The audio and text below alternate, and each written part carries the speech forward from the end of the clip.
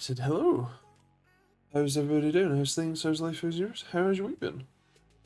What has everybody been up to? Hello to John. Hello to Ish. How you guys doing? John, I hope you're happy. Are you happy? You happy now? How you doing?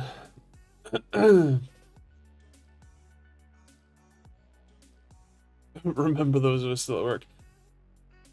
I mean, I am literally working right now, so... Oh yeah, sorry. I didn't say I was giving him a job. I'll close Thunderbird now. You might be able to actually hear yourself. Yeah, hello. How's everybody doing? How's things? Hello, Chris. Good to have you. It's been a while. Actually, you were here last week, weren't you? It was well before that. But yeah. I got festival illness. Oh no.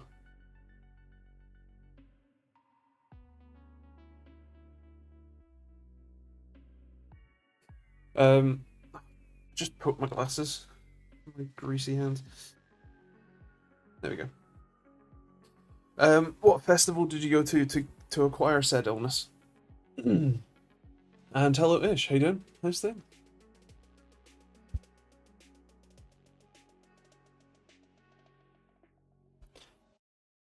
The Isle of Wight. Fair. And the return of the white shirt. Indeed. Indeed. John was very insistent that I must have that. Done just after the stream. Ah well, see you on VOD. How's it hanging today? Well, for when you watch this on the VOD, hi, how you doing? Yes. I am wearing the white shirt purely because you asked last week. I remembered. Otherwise, yeah. I'm busy. I'm definitely busy. Especially because I invented another thing. Oh dear. I don't know if any of you have seen the YouTube like sponsor spots for the 8 Sleep mattress topper. It's the like heated and cooled mattress topper thing where you like there's a little box next to your bed, and then there is the mattress cover type thing that does heating and cooling. So instead of needing to cool your entire room with air conditioning, you can just cool your bed, and then it cools you physically. And yeah, the room is hot, but you're not, because you're being physically contact cooled over, I don't know, about 40% of your surface area. Depends, you know, whatever. The problem with it, it's a great idea. It's a fantastic idea. The problem with it is that the cheapest one is £2,300. And even if you use all of the voucher codes and all, you know, everything, it's still basically £2,000 for this, what is essentially a Peltier cooler in a box and a mattress cover with some tubing in it. No. So, me being me, I'm making my own. I've designed a circuit board, which I can't easily show you, but I'm gonna do the next best thing, which is open it, and then I'll show you later. Actually, hold on. No, I can show you on the Discord. Yeah, that's what I'll do. Yeah. Let me screenshot. Yes, it will be open source. Don't send it in an email. What the fuck are you? What's wrong with you? No. No. God, no. It is in the stream chat.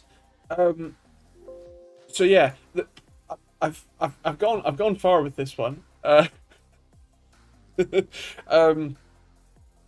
So it's powered by a computer power supply. Uses the 24-pin and up to 2 8-pin CPU power connectors. It uses 4 IGBT MOSFETs. Technically, it's IGBTs or MOSFETs. Transistors, power transistors, IGBTs, to control up to 8 thermoelectric cooler generator Peltier modules.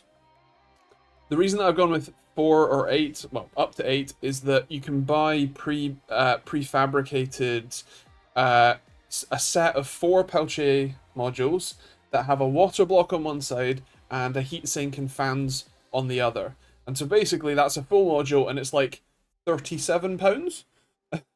So profit.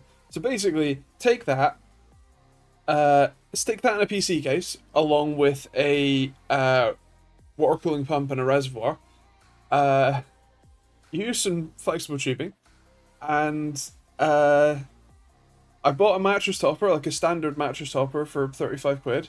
It's 5 centimeters thick, so I basically just cut into it in the bottom, route some tubing through it into the box, and then that PCB will control those thermoelectric generators or TECs or Peltier modules, along with the fans that come on it, and I bought a water cooling temperature sensor that will go into the pump reservoir unit, and I've got a chip on the board for it. I've also got a 4-pin PWM fan header in case you want to control the case fans to be able to blow through, and because most new water cooling pumps are controlled with a 4-pin PWM fan header, I have also wired in an extra fan header for the water cooling pump, and it's all powered, or it's all controlled by where is it? An ESP32, specifically this Feather S3 one. This is really impressive Wi-Fi range, actually. And yeah, this just pops into the board and controls it with the SP Home. So it's all controlled via Home Assistant. So yeah, I'm really excited about this. So yeah. I've also got a load of new. I bought some stock of OSRTT Pro CS. 25 of them. Only 2 of them have problems, and that's fine. I also printed the bottom half of the case for OSRTC Expert that I'm still working on, still doing testing on. And I'm pretty much done with the new latency tool. So yeah, I've been busy. I've also swapped the entire interior of a car. That's finished now, pretty much. Yeah, I've been busy. Oh yeah, and a lot of my physical symptoms are back with ulcerative colitis. So yeah, I'm doing great. Hello app, how you doing, man? How's things? Hello Essentialist, how you doing? When you release it to order online, can you get a PCB away to sponsor it? Well, they're all it's made by I use JLC PCB, so if they want to sponsor me, I'm down because I'd spend a lot of money with them.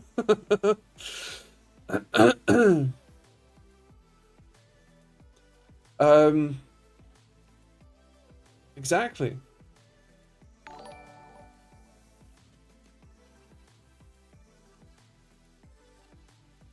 Didn't Linus water cool his own mattress? Yeah, but he did it really badly, and I have a better idea, so. Also, he like, that video was sponsored by 8 Sleep, like it was purposefully bad so that he could then sell the idea of doing it, like doing it properly, you know. Hello Jim, how you doing, man? How's things? Not too bad, all things considered. Good. Don't you have AC? I do. I have one in here and one in the bedroom, but they're too loud to run overnight. And they're also like it's a kilowatt of power basically whenever it's running. And the problem is that they're both portable units, which means that they're really quite ineffective because a lot of there's 2 main problems. One, you have to take the hot air out through a vent pipe which gets hot and radiates the heat back out. And the compressor itself is in the room, so that gets hot and that gets, you know, uses some of that cooled air. And second, it has to draw in air to then blow back out the window to cool the compressor and to cool the hot side. Which basically means that you're taking some of that cooled air and blowing it outside, which then means that it's just going to draw more of the hot air from other rooms or outside back in to replenish that air that it's flown out the window, and so you end up with a lot less efficiency than a mini split unit.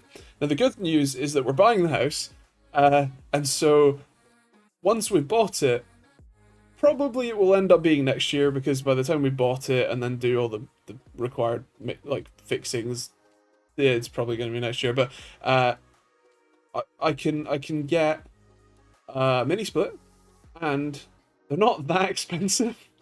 I can get a Joe Head one and stick it on the wall outside, and then have it cool this place nicely. Yeah, woohoo!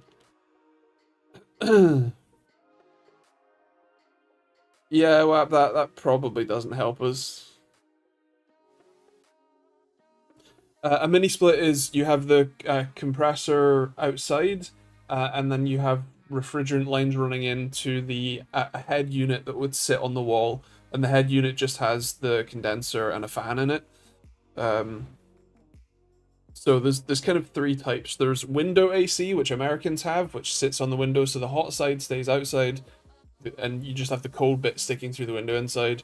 You have portable, which is what we mostly have in the UK, which suck, as for reasons I've already explained. And then you have mini split, which is compressor outside in a big box, and then head units inside. There's technically also, like, especially with America, where they tend to have central air systems, that can be done. Like, you can have a mini split, but it's a central air one. But yeah. I have an R5 3600 and a GTX 1066 gig. I have two options for the upgrade: a 5700X3D, or go for a 7600 with a 2080 Ti used, or 3070. Need expert advice. So to clarify, your 3600 you can directly upgrade to that 5700X3D. That's a very good upgrade. And you don't have to upgrade your RAM or motherboard or cooler. Well, technically you don't need the cooler either way, but yeah. Or you can go for the 7600, but you need a new motherboard, new RAM, at least. So you have to factor that in. I would personally say get the 5700 X3D, because that's a drop-in replacement on the CPU side. You can leave everything else as it is, and then spend the money that you would have spent on RAM and a motherboard on a better graphics card. So the 3070, maybe even a 3080, maybe even a 4070 or 4080, with the sort of money that you would have. That would be my preference. Or just live in a Georgian house. That's all it's called. I mean, this is a Victorian house. It's bad.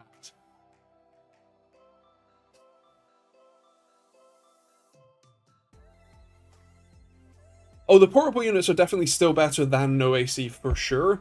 It's just they're not very good AC. They struggle to keep the room even at a temperature, and even if I deliberately put it on sort of early, like before it gets actually too hot, it normally doesn't stay at a given temperature. It will still creep up over the day, especially if it's really like what was it, 32, 34 degrees outside yesterday, day before. So like I was able to keep it at 25, 26 in here compared to 32 outside, so definitely better, but yeah,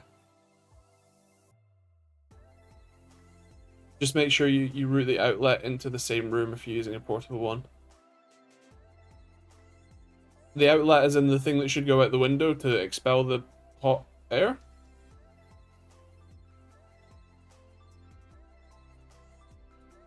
Georgian, pathetic. My house is 16th century. I mean, mine's 19th?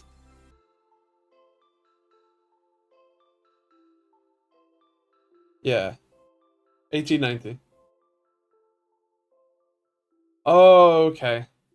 Sorry, I'm not that level of dumb apparently. Didn't get it. Hello Simon, how you doing, man? How's things? Good to have you.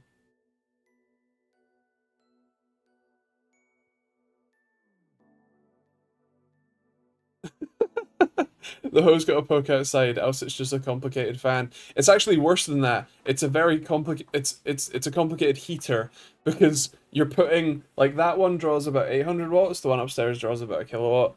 Uh, but you're putting 800 watts worth of heat into the room. um, yeah, yeah, yeah. Oh God, what a horrible picture, Chris. Horrible picture. Get a super long hose downstairs. Use it to preheat your oven. Like Intel's 2 kilowatt CPU cooler. Yeah, pretty much. Yeah. A noisy and hot fan, indeed. Too hot. Agreed. I'm glad that it's cooling back down again. It's still not quite at my acceptable temperatures. The Scotsman in me is unhappy.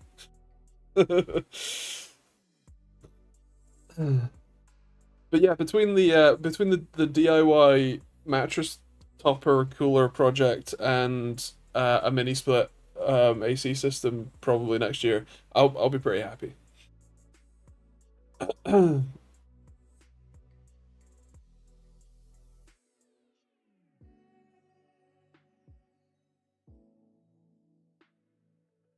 Hello, welcome. Glad to have you.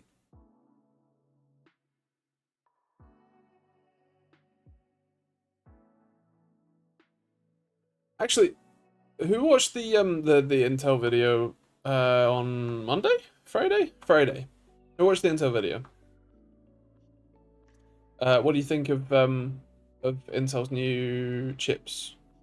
And this Friday's video, tomorrow's video is all of AMD's uh announcements, and new stuff, and then mouse review Monday and controller review next Friday that I've finished filming today and I'll be editing. I'm ahead. Woohoo! Waiting for Dyson to make a portable AC. I mean, I'm kind of surprised they haven't. It's a pretty simple. In fact, air conditioning in general is the same. Is a very simple technology in the grand scheme of things. Upgrade costs will be the same for AM5 or 5700X 3D with any card in my country. Ah, okay. Got you.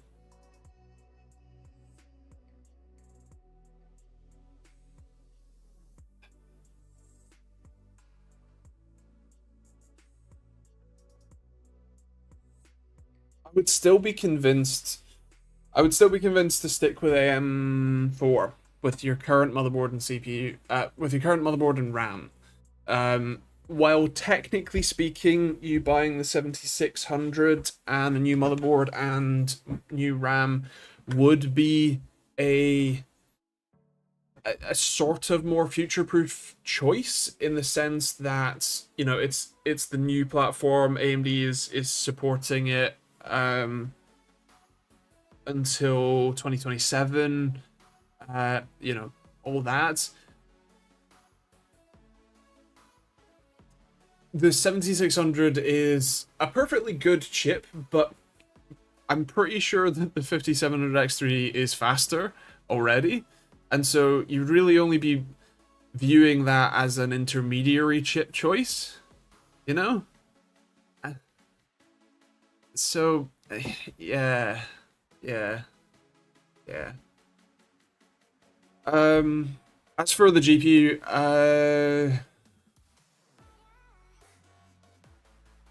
probably the 3070. One for support level and two for pretty much just outright performance. I can't remember. Um you'll have to check some reviews, I'm afraid. Uh, WAP, I think just adapt to being hotter. I mean, if you think so. I've been looking at Snapdragon stuff lately. Fair. I've been somewhat out of that world because they're not directly comparable products. Um, so yeah. 1440p, 144 hertz monitor, $300 range. Any recommendations? Good question. There's quite a lot actually these days. I think realistically, most of the IPS monitors that are at that sort of price points, like 27-inch IPS monitors that are 1440p and 144 hertz or above, are pretty decent. They're all a lot of them are using the exact same panel. Uh, Off the top of my head, I can't think of any specific recommendations. As a generalization, I would say that people like LG, who are ones who make their own panels, normally do a pretty great job at it.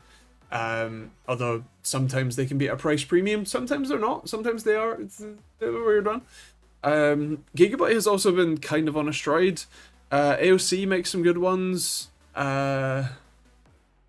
Yeah, there's quite a few. In fact, AOC have a couple of new monitors that are even cheaper than that, like in the 180 to £200 range, or dollars, depending on what currency you're in. Oh, you said dollar, didn't you? It'd help if I could read. Uh, that might be pretty good. I have one of them. No, I've got the 24-inch on the way. But yeah, they have quite a few good ones that you might want to check out. I've reviewed a couple recently, so feel free to check out the channel for them. But yeah, off the top of my head, I can't give you any exact model numbers because I'm tired and monitor model numbers are terrible. But there are definitely a lot of decent ones. And as a generalization, LG, Gigabyte, and AOC are the ones that I have tested to know that they're generally decent. I watched no videos since last Tuesday. Also got my phone stuck inside the door of a 100-year-old train coach on Monday, so I'm without that until it's posted back to me. Nice. I was a silly sausage. I got my old phone to use for now, but no SIM card. It's annoying because I was just paid and I need to pay off my credit cards, but can't get on my banking app. Ouch. Do you have any idea, like, when that's going to be posted back to you? That seems like, that seems like the sort of thing that I would, like, drive to go pick it up kind of thing, you know? Yeah.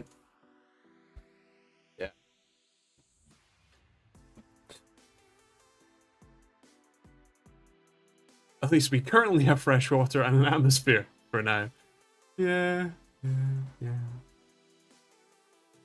I'd really like to do, speaking of AC and heat pumps and like refrigeration technology being really simple, I'd really like to do large scale heat pumps like at sea that are electricity producing heat pumps. You can use different refrigerants to change the temperature, and with enough temperature, enough pressure, you should be able to extract heat energy from the sea and turn it into electricity. It's a bit of a pain because heat is the least ordered form of energy. It's the most chaotic, whereas electricity is the most ordered. And the process of turning ordered into disordered is just let it go free. You know, like in a resistive heater, just go for it. It's a very easy process, but much like encryption, way harder to go the other way. It's way harder to gather it all in and neaten it up, and then and so it's not a very efficient process, which is really the problem. But it'd be really cool, and while I'm sure you'd have to build thousands of them to make even the closest bit of a dent towards, and also that energy still has to go somewhere, and a lot of it ends up as heat anyway, so it'd probably end up back. But at least it's like energy neutral at least. uh, so yeah. Can we just use capacitors and full bridge rectifiers? Well, even AC, which is arguably less ordered than DC, is still like several orders of magnitude more ordered than heat. Heat is just energy that's around. Electricity is it's very through a wire, you know, like. Yeah, that's AC to DC. Yeah. Also, the pedant, what's his name? Not Atomic Shrimp. What's his name? He's a American university student. He lights fire to his logo at the start of each video. Alpha Phoenix. I think it was him that was being a pedant about it. Maybe it was Big Clive. Anyway, it should be full wave bridge rectifier, not just full bridge rectifier, because the whole point of the bridge rectifier and the full wave is that you're taking, you've got an AC wave that's a sine wave, so it goes up and then down and then up, and what you do is you flip the bottom half up, and then you add a capacitor to smooth it out. That's how full bridge rectifiers work. Well, okay, that's the theory of what they do. How they work is diodes are pretty simple. It's you just have 4 diodes pointing in the correct directions, and then the current can only go through one pair at a time. Yeah. He did the speed of electricity over 1 kilometer lines. Yes, he's done a lot of videos. They're great. I highly recommend him. If you haven't heard or watched, it's Alpha Phoenix, ALPHA space PHO. Oh god, I can't spell. Phoenix, PHOENIX.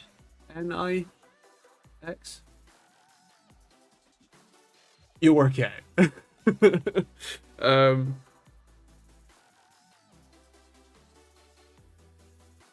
Yeah, that. Oh, in Andrew Tech World, it's all going to shit news. So I have two servers, NAS's here. I have Overkill, which is my 24-core Overkill Threadripper with 6 10TB WD Gold drives. As my like main sort of production server, I've got 10 gig Ethernet to a 2-port. Well, it's a 10-port switch, but 2 of the ports are 10 gig, with the other port going to my PC. And that's fine. That's working great. No problems there. However, my like personal NAS, like the one where I keep all of my PC backups and like photo backups and my Plex library, that has for the longest time been a QNAP TS435 Mini. They sent it to review. For me to review, I think about 10 years ago, and I have been using it ever since. It is a quad-core Intel Atom with 8 GB of RAM, and it's old and bad. It's a 4-bay NAS, but it's worked mostly fine. I have actually moved Plex onto Overkill because it has 24 cores, 24 cores, and why not? However, the QNAP NAS started to shit the bed. Basically, one of the drives just it started having an illegal request, and then the drive would drop out, and then it had to rebuild the array when I rebooted the NAS. And that's kind of a problem. So I took all the drives out and disassembled the NAS, cleaned it. There was a bit of like dust sort of wedged under the SATA port on the backplane, and so cleaned that out, put it back together. It rebuilt the array. No problems there. However, I've kind of wanted to switch away from it for a while. One, because it's a QNAP NAS, and that's kind of annoying to deal with, because while I do have control over it, like it's my NAS and it's sitting down there and I have local access and whatever, it's also a bit of a pain. So, and it's also not upgradable, so if I do want more storage later, I'd have to like do it all again, basically. So I'm moving the drives. I've made a copy of all the data that's on it, and I am building new NAS in the old Vantex Enthoo Evolve, the original one.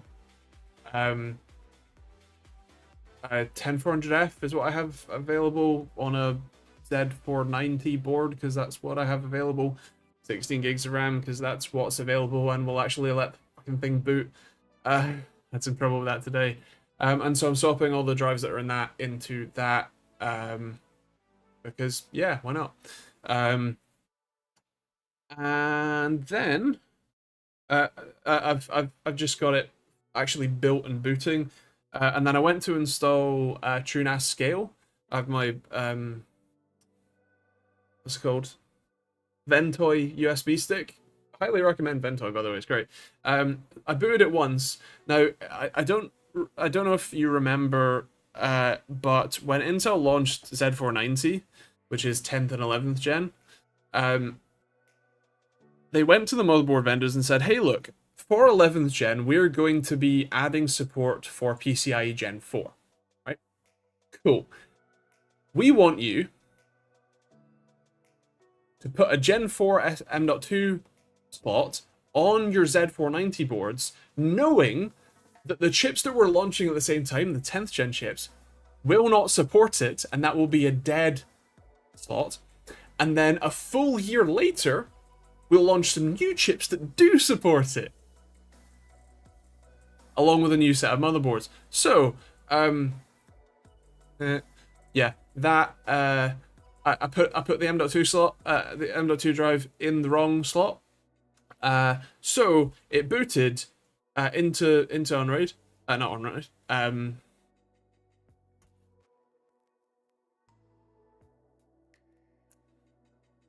TrueNAS Scale. And it said no drives, and I was like, okay, this is annoying. Turned it off, swapped the M.2 drive to the other slot, and booted it back up. It gets to the would you like to boot TrueNAS menu, and I press enter, and then the screen stays on, but it goes blank. And it just does that. And I tried restarting, and it still does that. So now it won't boot into the installer, so I can't install it.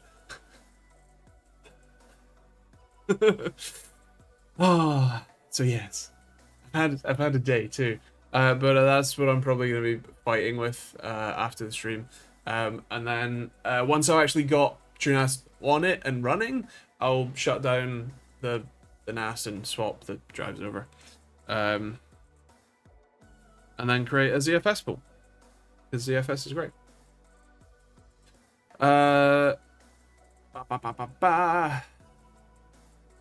What was your major in college? I didn't go to college. I didn't go to university. I was going to go to university for computer science. However, I fell asleep at the guest lecture, like at the open day. I fell asleep in my now wife's lab.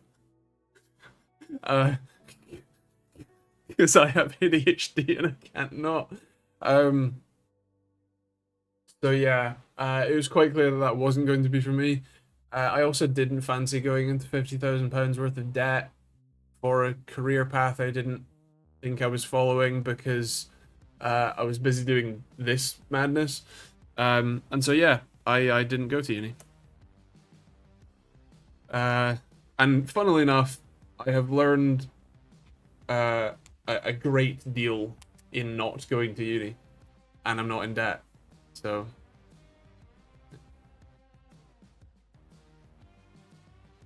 just do a degree apprenticeship, duh.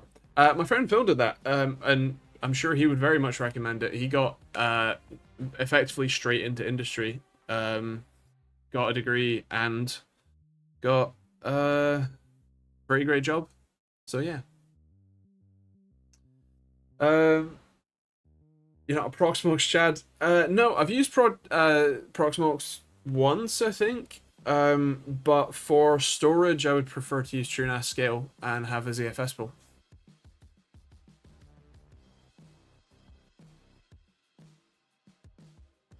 I don't think I can attribute almost any of what I use in my job to uni, mostly from what I've done via my own motivations and projects.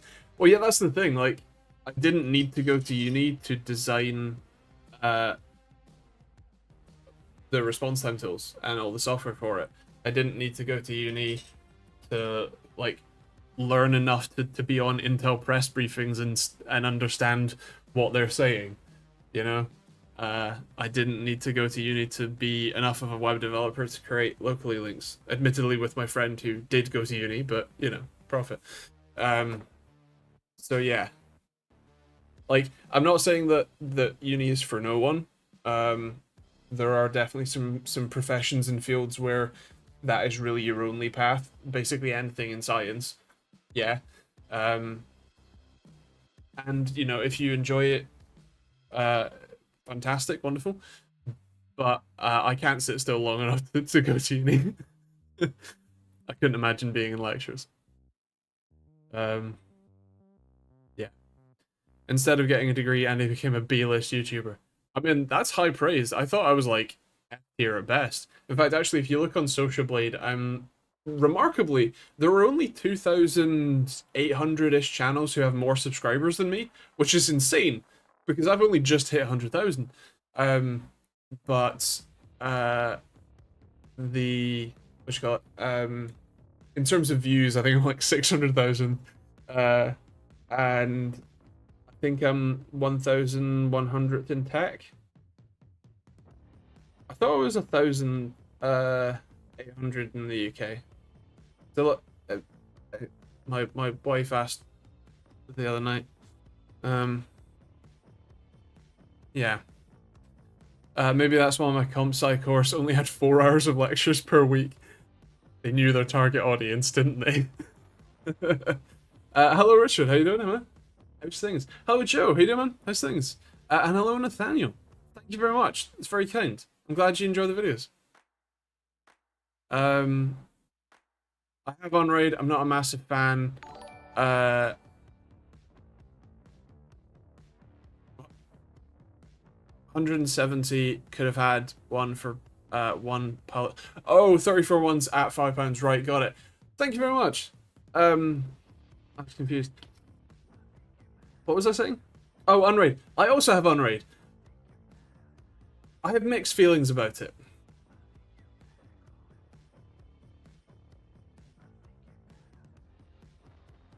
That makes more sense. Yeah, 500,000 channels with more subscribers. That makes more sense. Yeah. But is that subscribers or views though? Because I thought I was like, whatever, 2,800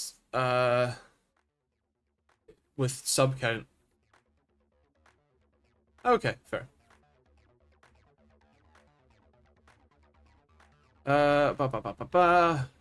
Yeah, Joe, how are you doing?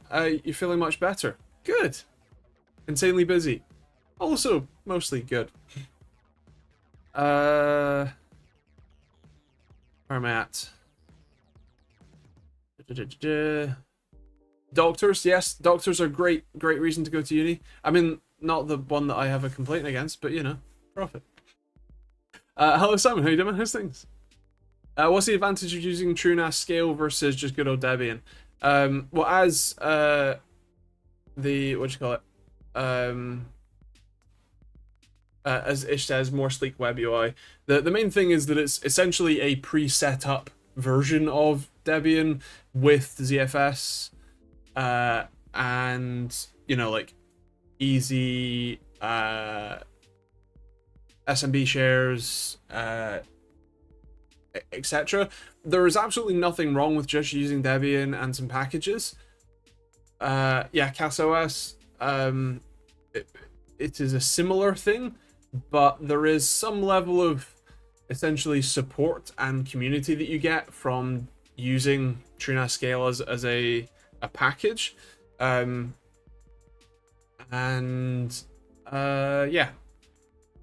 it's the ease of use primarily. I bought Unraid for a DIY NAS and ended up just running Windows storage spaces box for finish. Oh god. I mean, Unraid can be a bit of a pain, but Windows storage spaces? Really? I tried 3 Linux distros and couldn't get WoW sound working on any of them. Interesting. I can't say that I've played WoW, nor have tried to play it on Linux. So I'm afraid I can't help you. Nathaniel, who's your favorite F1 team? I'm not really one for like favorites, really. Like I'm not a fanboy of much. I'm sure that my wife would tell me what things I am a fanboy of. I have a habit of liking underdogs. So kind of whoever's an underdog. So in this case, I think probably McLaren. I quite like Lando. Piastri's funny. So probably then. Also the fact that they're doing okay means that they've kind of got a chance to not disappoint me.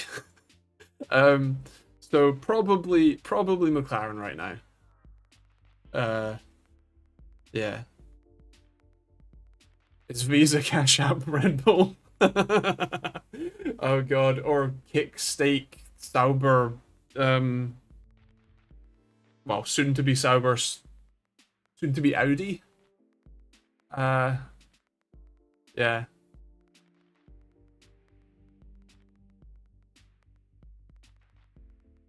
It's great, look into it. No, I know, I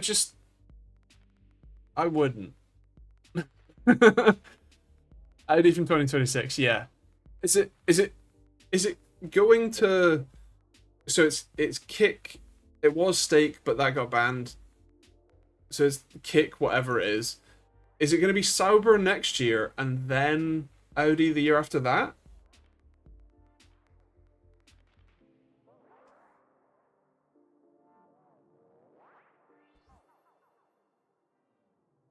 There's some special script for WoW on Lutris. That's the only way it seems to work. There. No Alpine for the underdog. Like I said, I like underdogs that have a chance of winning.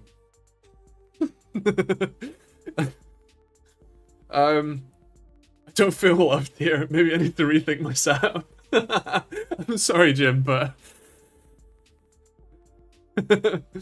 I think it's Kick or Stake depending on what gambling laws are. Well, I thought the problem was that Sauber is a Swiss registered team and Swiss don't allow gambling, so that it couldn't be Stake at all. It had to be Kick, even though it's the same company. I thought that was the deal, you know? Could be wrong.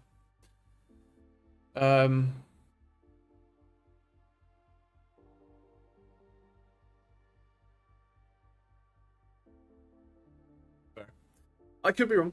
Could be wrong.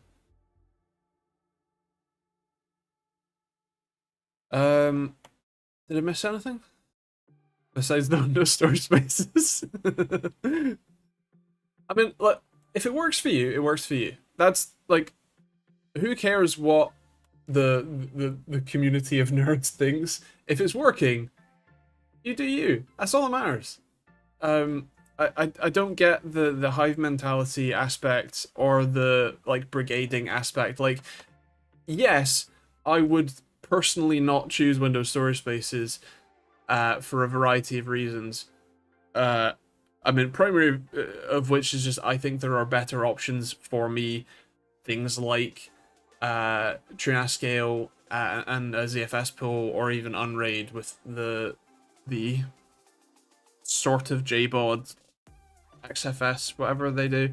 I should know, I have one. But anyway, yeah, that's the thing.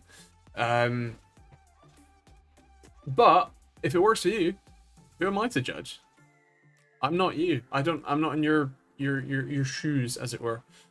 So yeah.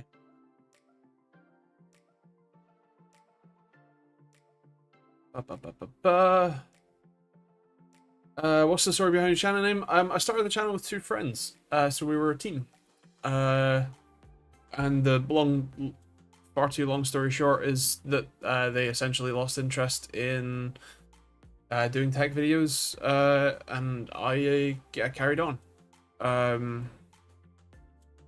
So yeah. But never bothered to change the name. Hello, Alexander. I remember you.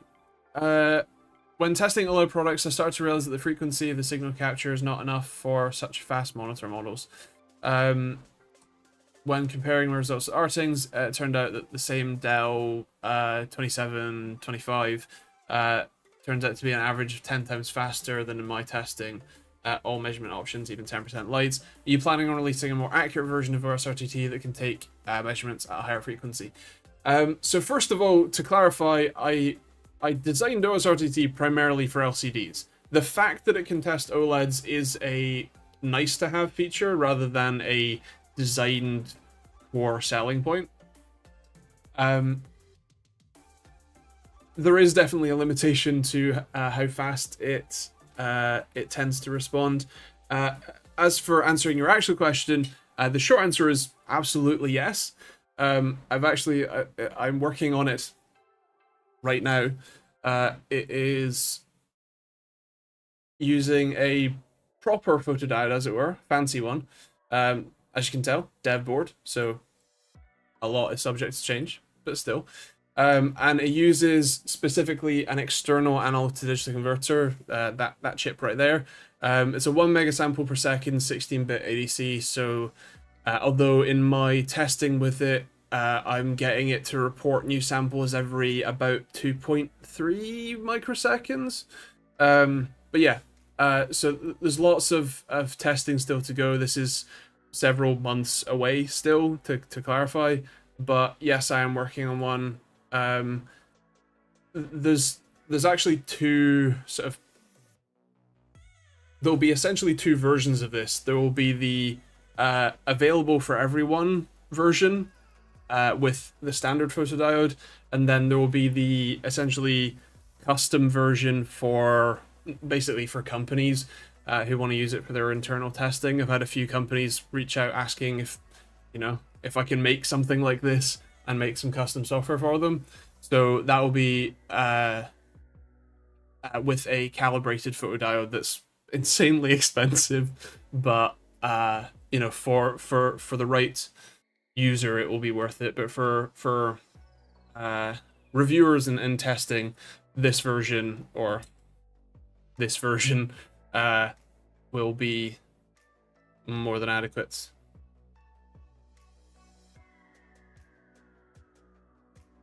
So yes, I am. But like I said, it's going to be a little while away still. This is one of those ones that I need to get, like, really get right, you know? Like, no room for error when I'm selling it for, you know, professional tool grade prices. Yeah, basically the enterprise version. To be clear, that does not replace the standard one. In fact, I have just got more stock of the standard one. I need to solder on the headers and the buttons, and then assemble them, and then test them and validate them before shipping. So yeah, the standard, or the OSRTT Pro DS, isn't going anywhere. There will just be two versions available. No worries, Alexander. Glad to have you, and I will look forward to seeing your comments in order when it's available. But yeah, just to clarify, it's going to be a bit. Yeah, there's a lot more testing and validation and probably hardware revisions to do before I get to actually making this available to people. Still waiting for the job offer for the new software. Again, money is the problem. I can barely afford to live as I am, let alone hire other people. I would love to, really love to, but I don't have the money. So yeah.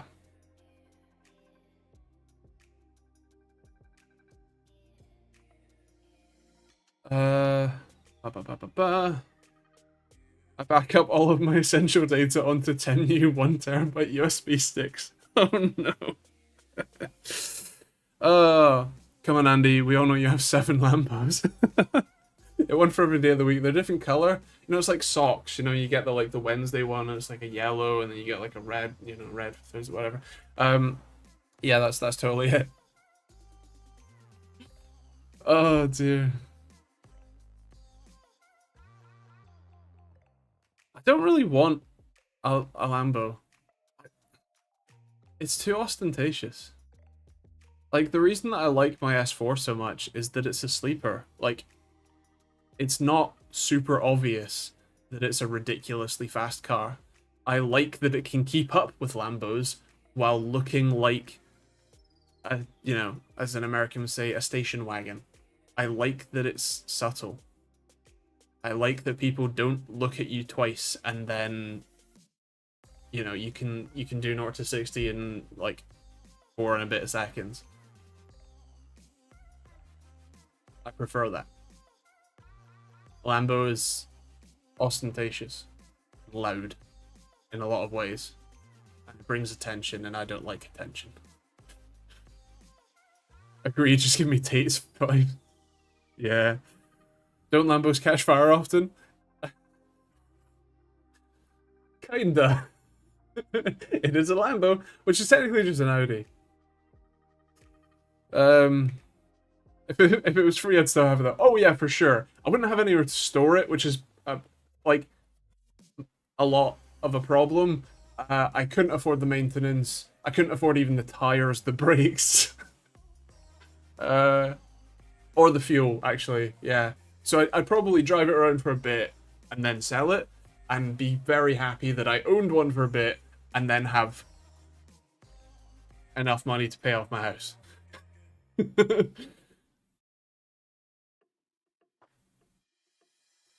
Get a Volvo V70R, even more subtle, especially in my brother's bright orange one. Nice. I'll pull the engine, put in a Safira. You chav, you. Still sports cars, indeed. Indeed.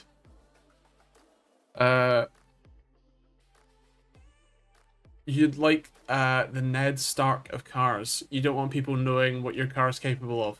Yeah. Buy a Lambo body and use it for sim racing. Great, yeah. You could say you could do full suspension, like full motion, just using the stock like tie points. That is a thing you could do, yeah, Chris. That's a good plan, indeed. Those Toyota MR2s with body kits. There are a lot of MR2s with body kits. So many. Oh, God. How about those VinWiki style abandoned Lambos that have been through an accident or two? Those are more up my alley. I mean, so for context, I bought my wife a new Audi A3, the 2-liter TDI, specifically the 3-door one from 2004, 2005, the AP model. And it needed a bit of work. And basically, I bought a parts car of the exact same 3-door, sadly the wrong color and the wrong engine. But it was the automatic, so we could steal the shift mechanism because the one was broken. And then I swapped the entire interior over because the interior in my wife's car was cream and moldy and just kind of nasty. Whereas the one in the parts car was unfortunately smoky, like someone had been smoking in it, but it was black and nicer. So I took the entire interior out of that car, cleaned it, smells a lot better now, took the entire interior out of my wife's car, put that in, well, loosely in the parts car, and put the parts current here in my wife's car properly, and it's now all in. Everything's back into place. We have a working car there. I've got a timing belt kit and engine mounts to do on and an oil change on the 2-liter TDI, the BKD engine one. And then pretty much the car is ready to be handed over. She's still driving her Mini, an R50 Mini Cooper 1.6. We're basically just going to swap the insurance over, tax the Audi, and she can start using that one as a straight switch with it. Like, it's basically off the road right now while I do all of the repairs, and then we can just straight switch it and then sell the Mini privately later, basically. And yeah, we're only into it a bit over $2,000, and it should keep going for like several years after I'm done with it. So yeah, what's wrong with the Mini? Technically nothing. It's in pretty decent working order. It's not even hit 100,000 miles yet. I think it's on like 90. But it's not a very good car for the longer journeys that she wants to do. She wants to be able to drive the 150-ish miles to see her family. She wants to go to an event at the end of July that's a 2 or 3 hour drive away. And the A3 is just infinitely better for that. It has cruise control, it's an automatic, it's a diesel, so it's more efficient, it's a much better handling car, and just the fact that it has a cruise control is such a nice feature for actually like driving the car on longer journeys. So yeah, that's the main reason for the switch. But we specifically got the 3-door one because it's nice and small, and so she still feels like she can drive it comfortably, which is the main thing.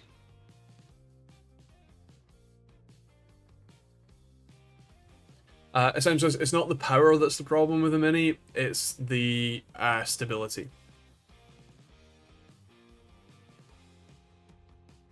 If the A3 doesn't have one, then make sure you buy a DPF.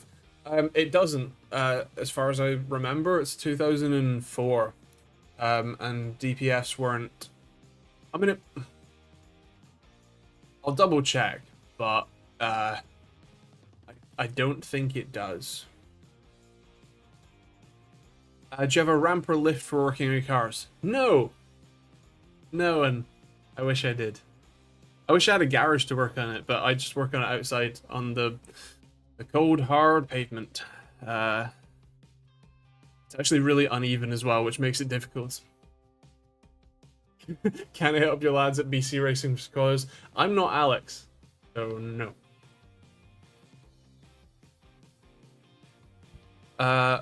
Because they're so amazing. I love mine. My car loves surprising me with DPF inspection required. Yeah, no, I'm pretty sure it doesn't. I mean, it doesn't have a cat either because it's diesel, and diesel exhaust doesn't get hot enough to ignite a catalytic converter. Assetto Corsa Competizione or iRacing? Ooh.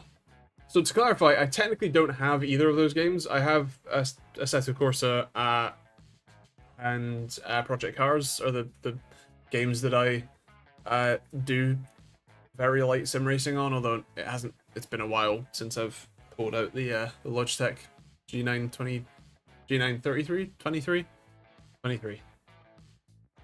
The wheel. So yeah. Assetto Corsa took me quite a while to get used to with the setup. I think iRacing is probably more fun and more like community based, so probably that, but technically I don't have either, so technically I can't say for sure.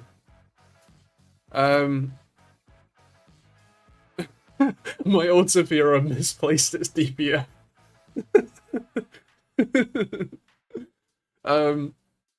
Awesome. Wait for Assetto Corsa Evo. Fair enough. You can get Colin for a server and build an underground garage idea for a collab. There's not enough space. I don't actually have a driveway. I have a bit of brick that's sort of a driveway, but not really. It's not big enough for my car. So yeah, no. I'd love to though. It'd be a shame for the DPF to suddenly disappear. I'm pretty sure it doesn't have one. Also, those cute Japanese K cars and trucks. They're awesome. I love them. I wish they were more popular. I wish that they were just sold here directly, because the vast majority of people don't need the big, ugly SUVs that they drive for the, run to the shops that they only do in them. Like, your grandma doesn't need an Audi Q4 Sportback to just go to the shops and to the next village over. But that's what's available. So yeah, yeah. Well, yeah, but that's like saying that the pedestrian is at fault when a pickup truck slams into them and kills them because the pickup truck's ugly grille is 7 foot tall and a flat sheet hitting you at 70 miles an hour, so no shit it kills you. I can't really blame the pedestrian in that case, And I would rather that we all didn't drive those things, because they are less safe for everyone else on the road. They make it less safe for everyone else. And so stop being selfish and drive a normal car. God damn it. I need an R8 to get to work. They're surprisingly cheap. Actually, no, I want a Porsche before I want an R8. I'll just go under an SUV in the Honda Beat. Yeah, you would. The guy who runs a garage I took my MGB to have it fixed is now gonna get one instead of a classic Mini. He likes them too much now. Wow, that's okay. But I mean, they are pretty cool, but yeah. That's the issue now. Car manufacturers don't make a standard car anymore. They're all SUVs. Exactly. And yeah, cheaper to buy and cheaper to run. Yes, exactly. Ah, yeah, SUVs make me mad. Miata and a WRX. Nice. Yeah, I've just got my Audi S4, but I'm happy with it. Review on my car channel that I don't upload on much at the wheel. Just about the last of the manuals. Pretty much, yeah.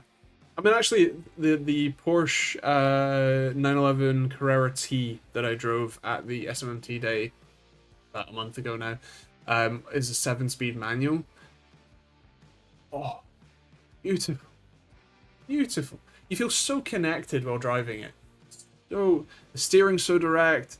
The throttle response is perfect. The fact that it's a manual and a 7-speed manual. Oh. Beautiful. I'm edging towards the S4 estates. I just have to convince the wife now because she wants a higher up car. I can tell you that it's great. I do have an S4 Avant, and yeah, highly recommended. But also, I am also disabled, and getting in and out of it sometimes does suck. So yeah.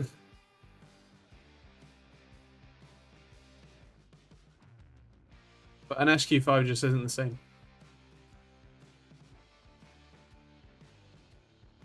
Yeah, I remember. Mobility issues suck. Granddad doesn't trust the autos. You can't bump an auto.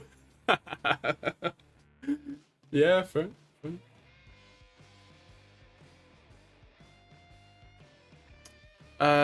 I'm afraid I don't know why that one is out of stock. It might be end of life. It might be they sell like hotcakes, but I don't have an inside scoop on any what you call it distributors. So I'm afraid not.